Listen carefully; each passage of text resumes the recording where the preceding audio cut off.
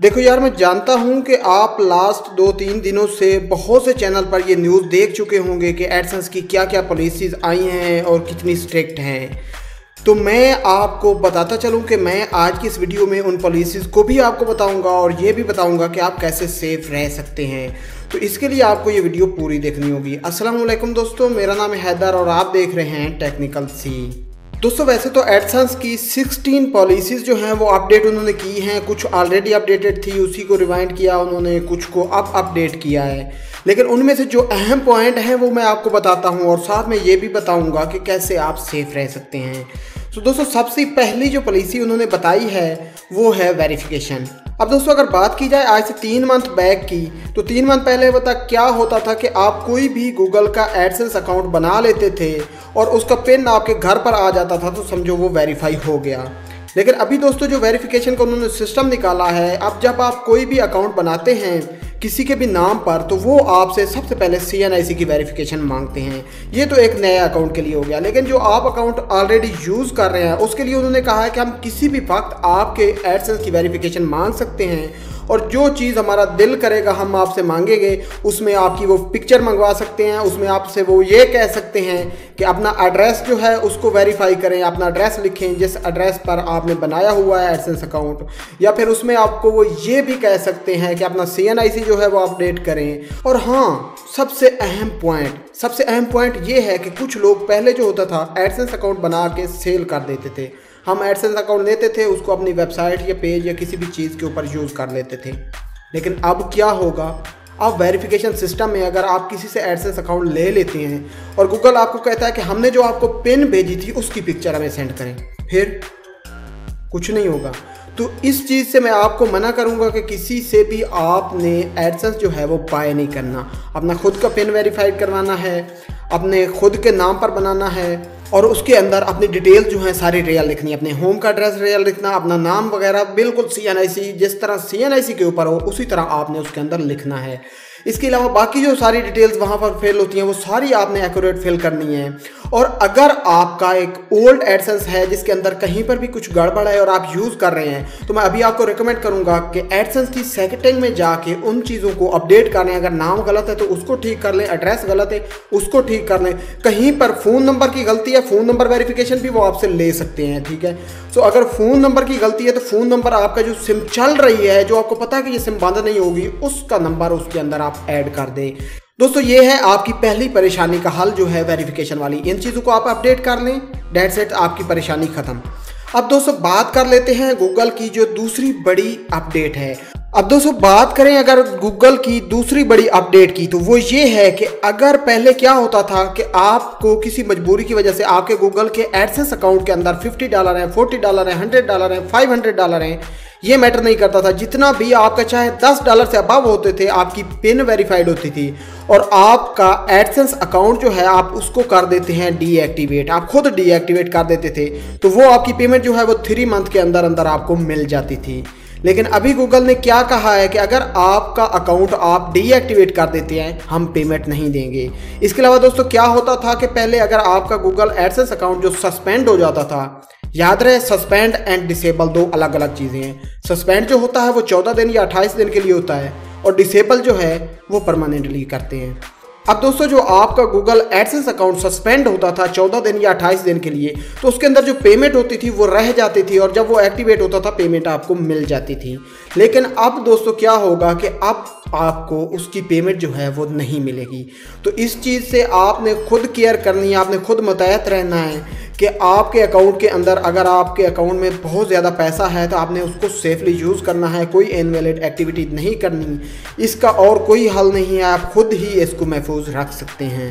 दोस्तों अब बात करते हैं गूगल की नेक्स्ट बड़ी अपडेट की और वो ये है कि तो दोस्तों क्या होता है कि गूगल आपके बैंक अकाउंट में पैसे भेज देता है और आपको बहुत सी परेशानियों का सामना करना पड़ता है। कभी बैंक अकाउंट आपको पैसे नहीं देता था, कभी आपके वो टैक्स काट लेता था, कोई ना कोई इशू बना के वो कभी आपको 15-15, 20-20 दिन लेट कर देता था, तो उसमें आप गूगल को मेल्स करते थे वगैरह वगैरह। लेकिन अब गूगल ने ये कहा है कि हम इस चीज़ के बिल्कुल जिम्मेदार नहीं हैं। अगर आपका बैंक आपको पैसे नहीं दे रहा या आपके बैंक ने कोई टैक्स वगैरह काट लिया, उसने ये कहा है कि हम यहाँ से जो पैसे सेंड करते हैं उसके अंदर वो टैक्स पे करते हैं। गूगल आपको जो पैसे भेजता है वो टैक्स पे करता है। लेकिन अगर आपका बैंक अकाउंट एक्स्ट्रा कोई टैक्स के नाम से आपसे काट रहा है या कुछ किसी भी चीज़ के पैसे आपसे काट रहा है या आपको नहीं दे रहा है या कोई भी बहाने बना रहा है, तो इस चीज़ का गूगल जिम्मेदार नहीं होगा। लेकिन इस चीज़ का दोस्तों एक और हल है, और वो ये है कि अगर आप 30 दिन के अंदर अंदर आपकी पेमेंट आई है, चाहे वेस्टर्न यूनियन के जरिए आए या आपके बैंक अकाउंट में, आपको नहीं रिसीव होती, तो आपने क्या करना है कि आपने अपने बैंक वालों से कहना है कि मेरी ये पेमेंट रिवर्स कर दो, जहां से पेमेंट आई है उनको वापस भेज दो। गूगल ने कहा कि अगर 30 दिन के अंदर आपकी पेमेंट जो है वो रिटर्न हो जाती है, वो रिफंड हो जाती है, तो नेक्स्ट पेमेंट के अंदर आप नेक्स्ट प्रोसीजर जो है पेमेंट का, चाहे फर्स्ट टाइम अगर आपने यूज़ किया हो वेस्टर्न यूनियन, तो नेक्स्ट टाइम आप अपना बैंक अकाउंट ऐड करवा के वो सारी पेमेंट जो है आपको बैंक अकाउंट के अंदर मिल जाएगी। तो इस तरह दोस्तों आप अगर 30 दिन के अंदर यानी 1 महीने के अंदर अगर आप अपनी पेमेंट आपको बैंक नहीं दे रहा, तो आपने उनको कहना कि मेरी पेमेंट रिवर्स करो, रिटर्न करो। अगर आपकी पेमेंट रिवर्स चली जाती है तो फिर गूगल के थ्रू आपको मिल जाएगी। लेकिन अगर आपकी पेमेंट रिटर्न नहीं जाती और आपका बैंक टैक्स करता है या कोई भी आपको किसी किस्म की परेशानी का सामना करना पड़ता है, तो गूगल इसमें आपकी कोई सपोर्ट नहीं करेगा। तो दोस्तों चलिए अब बात करते हैं नेक्स्ट अपडेट की। तो वो अपडेट ये है कि एक पर्सन जो है वो सिर्फ एक ही एडसेंस अकाउंट जो है वो बना सकता है। दोस्तों ये पहले की है, अभी नहीं है, लेकिन उन्होंने फिर भी इसके अंदर डाली है, तो आपको बताना मेरा फर्ज था। तो दोस्तों इसमें क्या है कि एक पर्सन, अब यहाँ पे एक कन्फ्यूजन होती है कि लोग समझते हैं कि एक पर्सन यूज़ आप जितने मर्जी करो, यूज़ से कोई फ़र्क नहीं पड़ता, लेकिन आपके नाम पर एक एडसेंस होना चाहिए। फॉर एग्जांपल मेरा नाम हैदर है, तो मेरे नाम पर सिर्फ एक ही एडसेंस है। अगर मैं कोई दूसरा एडसेंस बनाता हूँ और गूगल कभी उसकी वेरिफिकेशन मांग लेता है, मैं उनको अपना CNIC देता हूँ, तो मेरे दोनों एडसेंस वो सस्पेंड कर देंगे या मेरा दूसरा एडसेंस सस्पेंड कर देंगे। दोनों में से कोई एक एडसेंस या दोनों ही चले जाएंगे मे बी। तो दोस्तों ऐसे में आपने क्या करना है, पहले तो आप एक ही एडसेंस को यूज़ करें। अगर आपको ज़रूरत पड़ती है, आपको कोई खतरा होता है कि आपका जो यूट्यूब चैनल का एडसेंस है उसको यूज़ नहीं करना चाहते आप अपने एप्लीकेशन के साथ, तो आपके घर में आपके बड़ा भाई होगा, आपकी अम्मी जान होंगी, आपके अबू जान होंगे, आपकी सिस्टर होंगी, आप किसी और के नाम पर दूसरा एडसेंस बनाएं, उसी के नाम पर वेरीफाइड करवाएं, उसी का CNIC उनको दें और सारी इन्फॉर्मेशन जो है अपने पास सेफ रखें।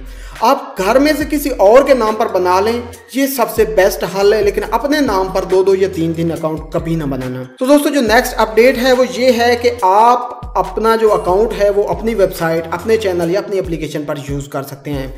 पहले भी मैं यही बात बता चुका हूँ कि पहले लोग बाय करके अपनी वेबसाइट के ऊपर एड्स लगा लेते थे या किसी से एड्स ID मांग के अपनी वेबसाइट के ऊपर लगा लेते थे, लेकिन अब गूगल ने कहा है कि जिसकी वेबसाइट होगी एडसेंस भी उसी का होगा, तो वो यूज़ कर पाएगा। क्योंकि अगर आप किसी से बाय करते हैं और अपनी वेबसाइट के ऊपर आपने एड्स लगा दिए, तो गूगल आपसे कहता है कि जिस वेबसाइट के ऊपर आपने ये एडसेंस अप्रूव करवाया था उस वेबसाइट का एड्रेस लिखें। आपको नहीं पता होता, या गूगल आपको कहता है कि जिस एड्रेस पर आपने इसको वेरीफाई करवाया था वो एड्रेस बताएं, आपको नहीं पता होगा, तो वो आपका एडसेंस जो होगा वो डिसेबल कर दिया जाएगा। तो इस चीज़ का तो आपने बहुत ज़्यादा ख्याल रखना है, अपना खुद का एडसेंस वेरीफाई करवाएं अपनी किसी वेबसाइट के ऊपर, और फिर उसको आप आपकी अगर 10 वेबसाइट हैं तो 10 वेबसाइट पर यूज़ कर लें, उससे कोई फ़र्क नहीं पड़ता, क्योंकि आपको पता होगा कि आपने अपनी वेबसाइट पर इसको अप्रूव करवाया है।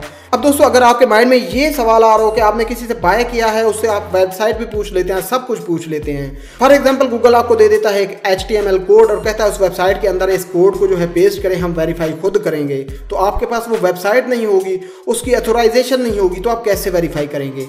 तो मैं आपको यही रेकमेंड करूंगा कि चाहे आपका 1 महीना लगे, 2 महीने लगे, 3 महीने लगे, परवाह नहीं है, लेकिन अपनी वेबसाइट के ऊपर एडसेंस अकाउंट जो है वो वेरीफाई करवाएं। तो बस दोस्तों ये थी गूगल की कुछ मेन अपडेट्स जो मैंने आपको बता दी हैं। वैसे तो गूगल ने 16 अपडेट्स जो हैं बताई हैं, लेकिन जो सबसे मेन अपडेट थी वो मैंने आपको बता दी।